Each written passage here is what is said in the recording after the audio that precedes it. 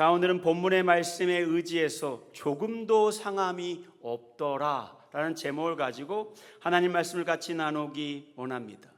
몇 년 전 가을이었습니다. 그날도 요즘은 자전거를 잘 안 타지만 여느 때처럼 운동복을 갈아입고 즐기던 로드 자전거를 타게 되었습니다. AI가 대단해요. 그려달랬더니 저렇게 똑같이 그려주더라고요. 보면 저렇게 길 영 옆에 코스모스가 폈습니다. 그런데 코스모스 하나가 툭 튀어나온 게 있었는데 제 다리가 하나를 툭 건드렸어요. 그런데 장단지에 벌 한 마리가 꽃에 꿀을 빨고 있다가 갑자기 제 장단지에 붙어버린 겁니다. 이 친구가 화딱지가 났던지 벌집을 한 방 제 다리에 꽝 하고 쏘았습니다. 제가 벌침 알러지가 있어요. 그래서 보니까 뭔가 따끔한 거예요. 그래서 자전거를 세워놓고 보니까 제일 처음에 모기에 물린 것처럼 빨갛게 올라왔더라고요. 아, 이 정도면 문제 없겠다. 내성이 생겨서 이제는 벌침이 문제가 없는가 보다 생각하고 자전거를 계속 타가는데 다리가 욱신욱신한 거예요. 좀 이상해서 한 5분쯤 지났더니 다리가 이쪽 오른쪽 다리 전부 다 빨갛게 변해 있는 겁니다. 퉁퉁 부었어요.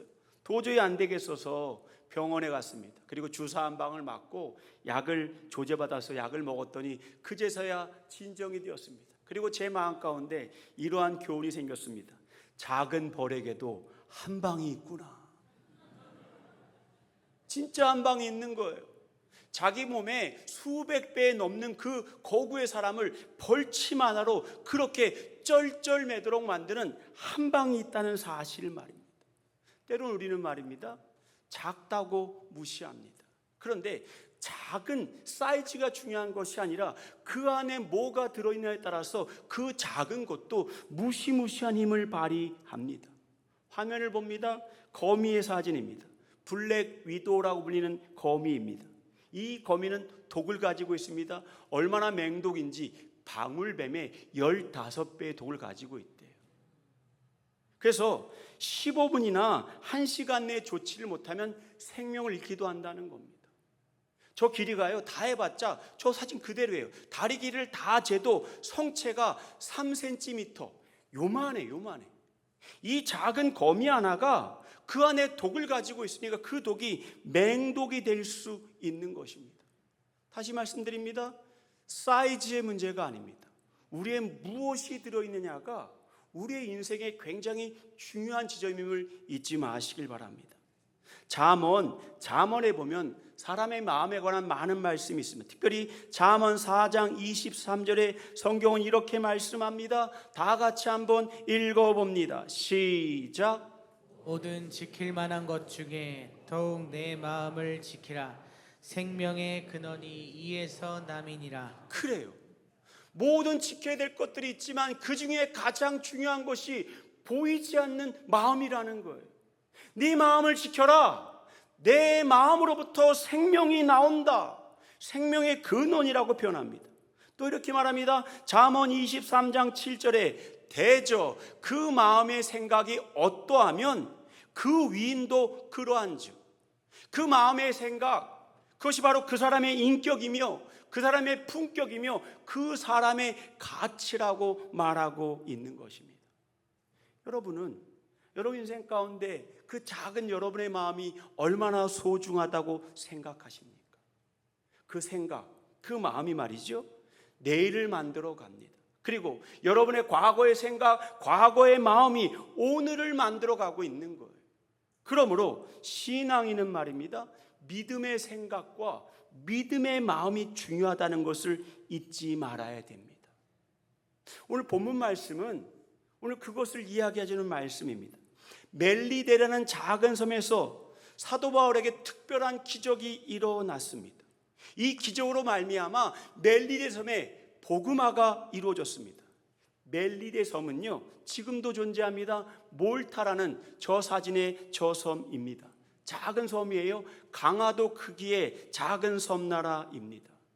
사도 바울의 전도로 말미암아 지금도 90%가 넘는 사람들이 기독교인입니다.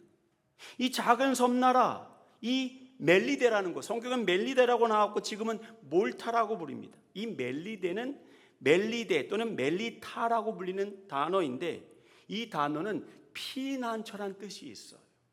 아마도 이 당시에 이 멜리데는 중요한 항구가 아니었던 것 같아요. 무슨 폭풍을 만나거나 또는 대피할 일이 있거나 위기를 만나면 어쩔 수 없이 배를 정박했던 곳이 바로 이 멜리데였으며, 그 멜리데가 있는 그곳을 피난처라는 의미의 멜리데라고 이름 지었던 것입니다. 사도 바울도 똑같아요. 배를 타고 가다가 유라굴로라는 폭풍을 맞이하게 됩니다. 그 폭풍 때문에 결국은 멜리데 섬에 들어가게 됩니다. 제일 처음에 폭풍은 한 사흘 동안 배를 공격합니다. 그리고 그 배가 난파하고 작은 배에 나눠져서 2주간 표류합니다. 그 표류할 때의 그림이 바로 저 그림입니다. 루돌프 바퀴시라는 사람이 그린 바울의 난파라는 그림이에요. 성화예요. 위태로운 배의 모습을 보여주고 있습니다. 정말 위태로운 장면처럼 사도 바울은 커다란 위기를 맞이했습니다. 그런데 그 위기 가운데 사도 바울의 마음은 흔들리지 않았어요. 어떻게 흔들리지 않았을까?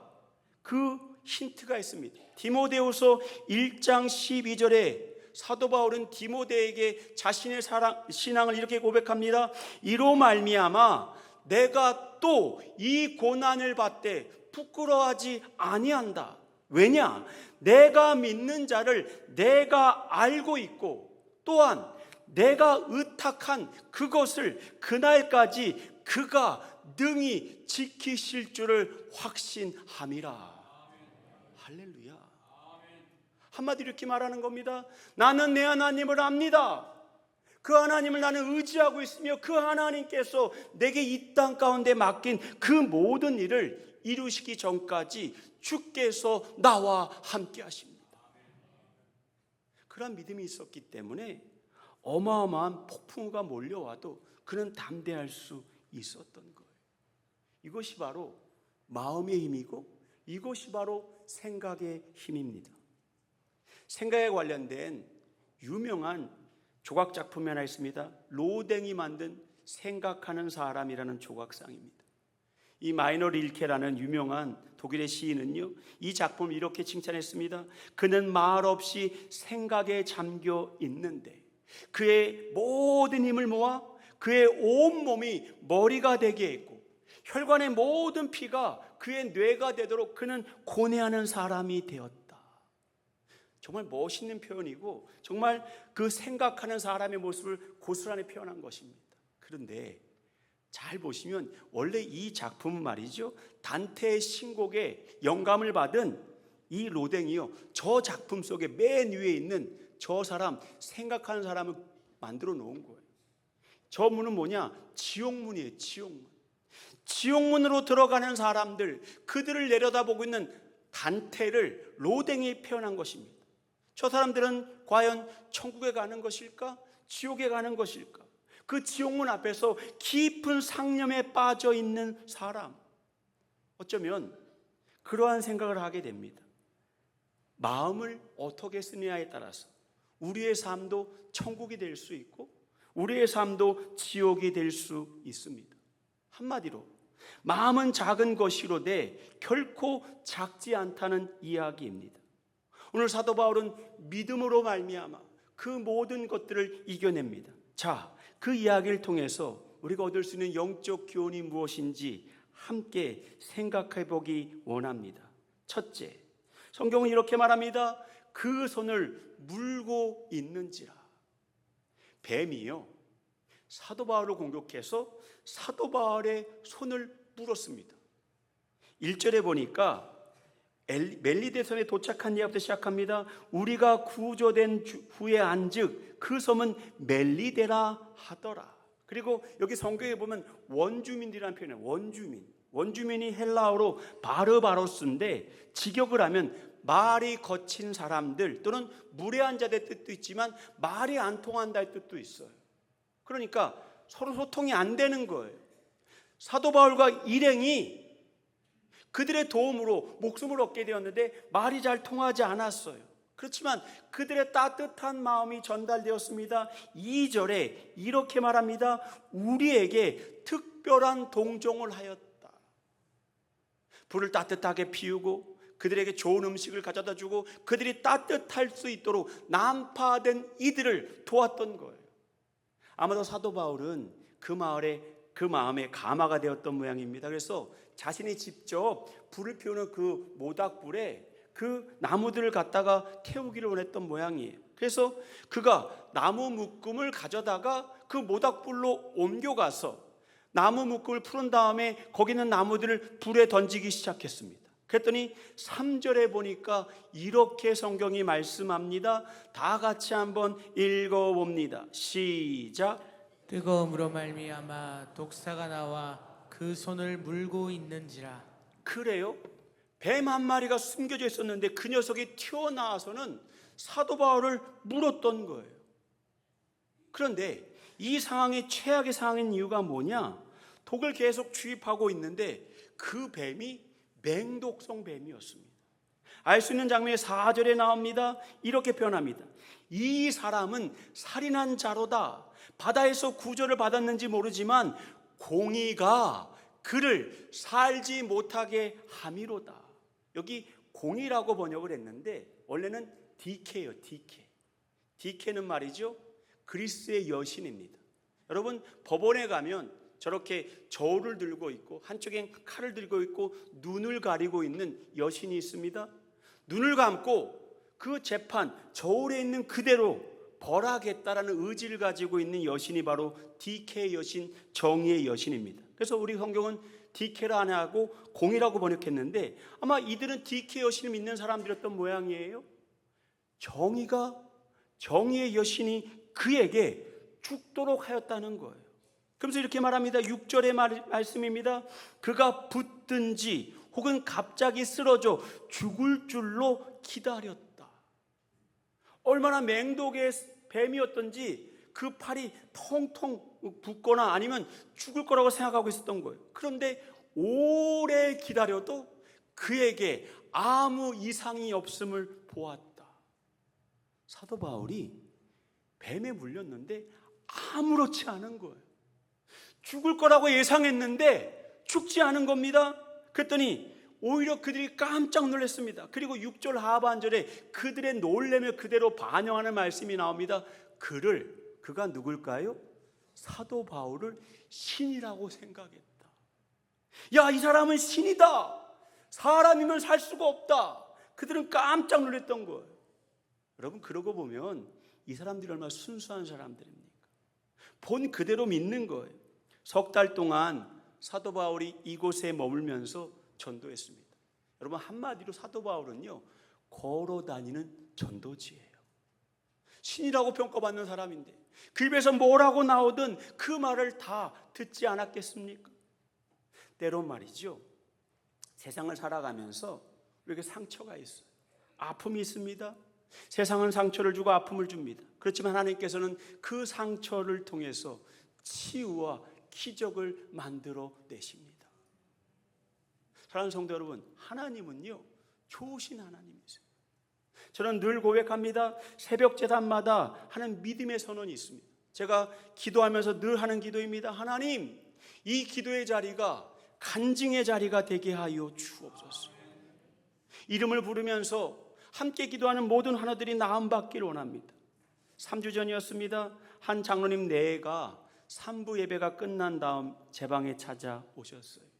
몇 년 전에 우리 교회 등록하시면서 주일 예배 나오시는 분이십니다. 3부 예배 나오십니다. 지금도 저 위쪽에서 예배를 드리고 계세요. 대덕구에서 오시는 분들입니다. 병원에서 암 판정을 받았습니다. 전립선 암이었어요. 그런데 온몸에 암이 다 퍼져서 뼈까지 퍼져서 말기암이라는 판정을 받게 되었어요. 제게 와서 목사님 기도해 주십시오. 그리고 새벽마다 정말 그분을 위해서 기도했습니다. 그리고 만날 때마다 안부를 물을 때마다 이렇게 장로님이 말씀하시는 거예요. 목사님, 새벽마다 목사님이 기도해 주시니 저는 나아지고 있습니다. 근데 제가 믿음이 없나 봐요. 가끔 안색을 살피면서 마음이 무너지는 거예요. 아니, 왜 무너지느냐? 새벽마다 기도하는데 정말 기적이 나타나야 되는데 이런 말 하시는 분이 더 무서워요. 그래서 그분 때문에 제가 간절히 기도할 수밖에 없었던 것입니다. 근데 말이죠, 몇 주 전에 제 방에 들어오셔서 그러는 거예요. 얼마 전 병원에 갔더니 암 수치가 제로가 됐대. 제로. 제가 너무 감사해서 장로님 제가 간증할게요. 언제 한번 간증했더니 그 장로님 그러시는 겁니다. 하나님의 영광이 드러난다면 얼마든지 하십시오. 이름 밝혀도 좋습니다. 어떠하니 좋습니다. 죄를 하나님의 말씀이 그리고 전도가 될 수 있고 아픈 분들에게 위로가 되었으면 좋겠습니다. 얼마나 감사한지 몰라요. 사랑하는 성도 여러분, 하나님은요 가장 안 좋은 것을 가지고 가장 선한 것을 만들어 주시는 좋으신 하나님이십니다. 3절을 다시 봅니다. 이렇게 표현합니다. 그 손을 물고 있는지라. 물고 있어요. 한 번 물고 도망간 게 아니에요. 계속 대롱대롱 매달려서 뱀이 계속해서 독을 주입하고 있지만 그럼에도 불구하고 아무런 해가 없었던 거예요. 때론 말이죠, 악한 영이 우리에게 뱀이 독을 주입하듯이 낙담과 포기와 죄의식과 부정적인 생각을 계속해서 집어넣고 있습니다. 그때 우리에게 필요한 게 믿음의 백신임을 잊지 마시길 바랍니다.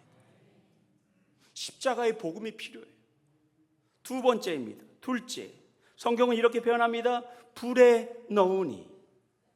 사도 바울이 그 나무를 가지고 그 모닥불에 넣으려고 그럴 때 그것을 기다리고 있었던 뱀이 호시탐탐 노리고 있다가 사도 바울을 묻니다. 3절을 봅니다. 이렇게 표현합니다. 바울이 나무 한 묶음을 거두어 불에 넣으니, 그때 뱀이 숨겨져 있다가 불에 들어가지 않기 위해서 마지막 한 방을 가지고 사도 바울에게 달려들었던 거예요.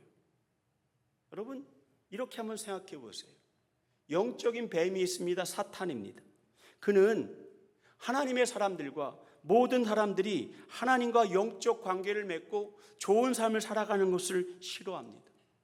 가장 대표적인 예가 있습니다. 바로 에덴 동산에서 뱀이 아담과 하와를 유혹합니다. 그리고 따먹지 말라는 선악과를 따먹게 만듭니다. 그리고 하나님과 우리의 관계가 무너져요. 그리고 에덴 동산으로부터 추방됩니다. 불에 넣을 때 한 방을 준비했던 뱀처럼 말입니다.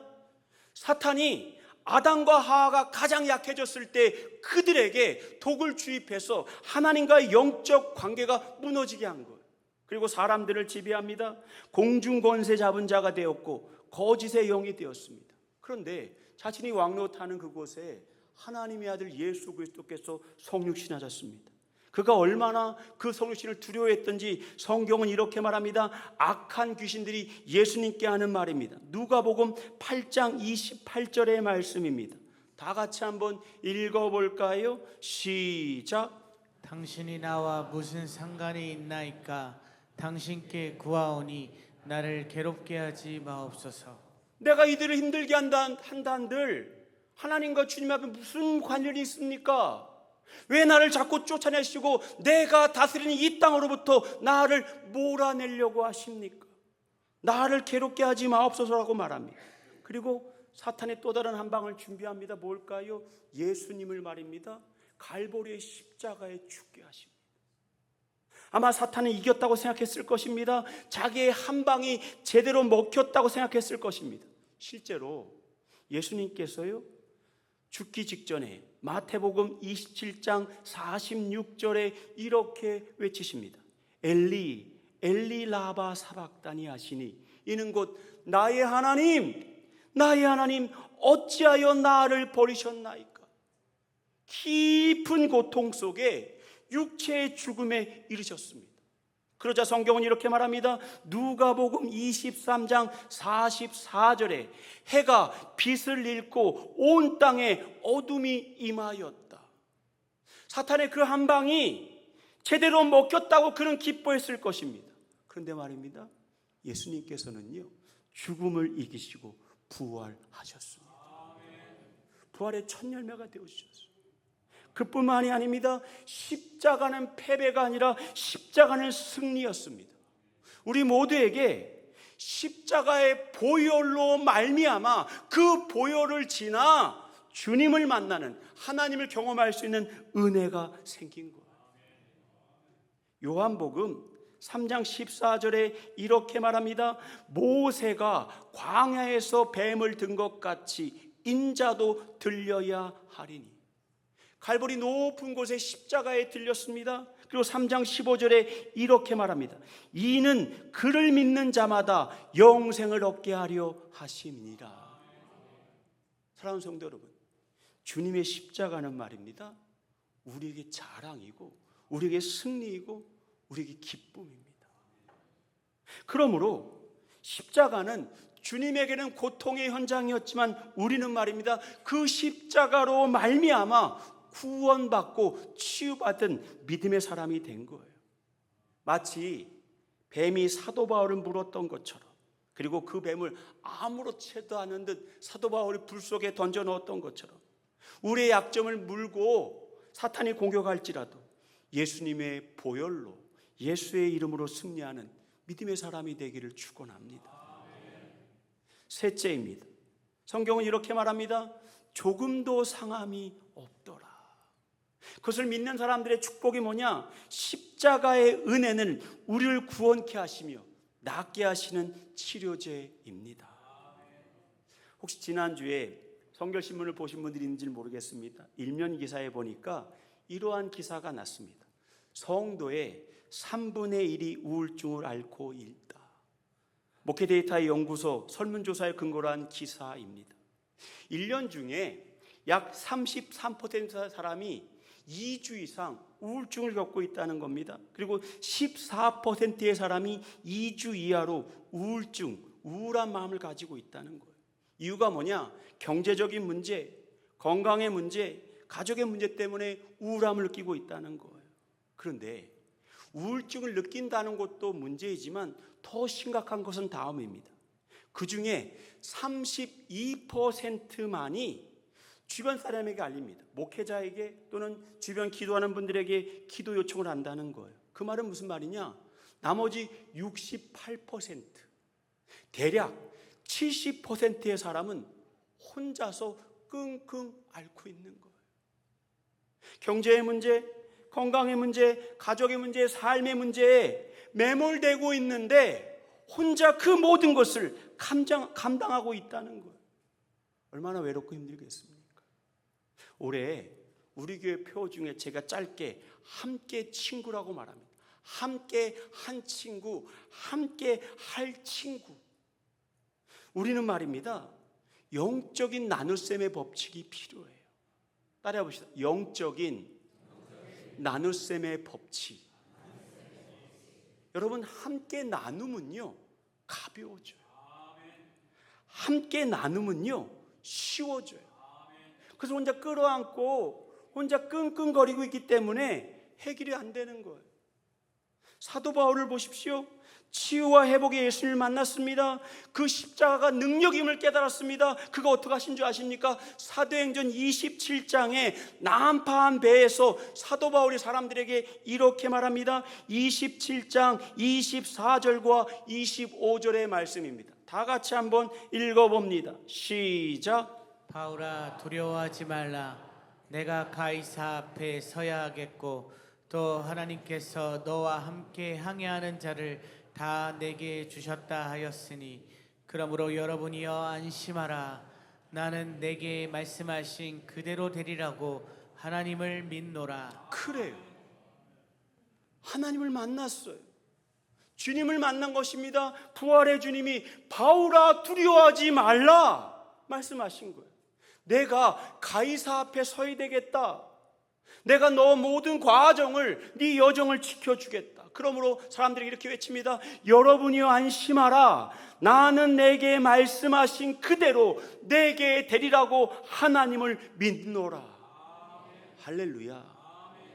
그랬기 때문에 멜리데 섬의 난파에 들어가서 뱀에게 물렸을 때도 사도 바울은 두려워하지 않았어요. 왜냐? 하나님이 함께 하시는 것을 알고 있었기 때문에. 그리고 사람들과 그것을 나누면서 그들 모두 함께 주님 앞에 기도하기를 원했던 것입니다. 저는 이것이 바로 믿음의 백신, 믿음의 고백이라고 생각합니다. 본문 5절을 다시 봅니다. 이렇게 말합니다. 바울이 그 짐승을 불에 떨어버림에 조금도 상함이 없더라. 믿음의 고백을 한 하나님의 사람들에게 조금도 상함이 없더라고 말씀하고 있어요. 여러분, 다시 말씀드립니다. 악한 영은 말입니다, 끊임없이 우리를 공격합니다. 죄의식, 부정적인 생각, 두려움, 염려, 그리고 세상의 모든 걱정들 때문에 끊임없이 우리를 어둠의 세력 안에 붙잡아 두기를 원합니다. 그런데 우리에게는요, 영원한 치유제가 있습니다. 바로 십자가의 보혈, 예수 그리스도의 백신이 있음을 잊지 마시길 바랍니다. 조엘 오스틴 목사가 들려준 이야기입니다. 세계에는요, 치명적인 독을 가진 뱀이 많이 있답니다. 그렇기 때문에 뱀에 물릴 것을 염려해서 독을 치료하기에는 해독제인 항독소를 만든다는 거예요. 수세기 동안 그 해독제를 만들기 위해서 강한 동물에게 그 뱀의 독을 약간 주입한 다음에 그 뱀의 독을 이기면 그 피를 뽑아내서 항독제를 만듭니다. 그 동물이 어떤 동물이었냐? 말을 이용했다는 거예요. 말은 튼튼하고 워낙 항체가 힘이 좋기 때문에 말을 통해 항독소, 해독제를 구했는데 문제는 말에는 불량률이 너무 많았다는 겁니다. 말로 만든 해독제는 불량률이 너무 많아서 100% 치유가 안 된 거예요. 많은 연구자들이 더 연구하고 노력해서 100% 듣는 좋은 항독소를 만들어낼 동물을 발견했습니다. 그 동물이 바로 무엇이냐? 양이라는 거예요. 양. 정결한 양. 양에게 뱀의 독을 주입한 다음에 저항력이 생긴 그 피를 정제해서 사람들에게 나눠줬더니 100% 치유가 된 거예요. 그러면서 이렇게 말합니다. 조엘 오스틴 목사의 말입니다. 호주의 청정하고 깨끗한 대자연 속에 살았던 순수한 양이 우리에게 해독제를 준 것처럼 세상 죄를 지고 가는 하나님의 어린 양, 거룩한 예수의 보혈만이 우리의 영원한 항독소이며 영원한 치료제입니다. 그래요. 예수 그리스도의 십자가의 보혈이 말입니다, 치명적인 사탄의 공격으로부터 우리를 치유하는 해독제입니다. 우리 성경은 이렇게 말합니다. 조금도 상함이 없더라.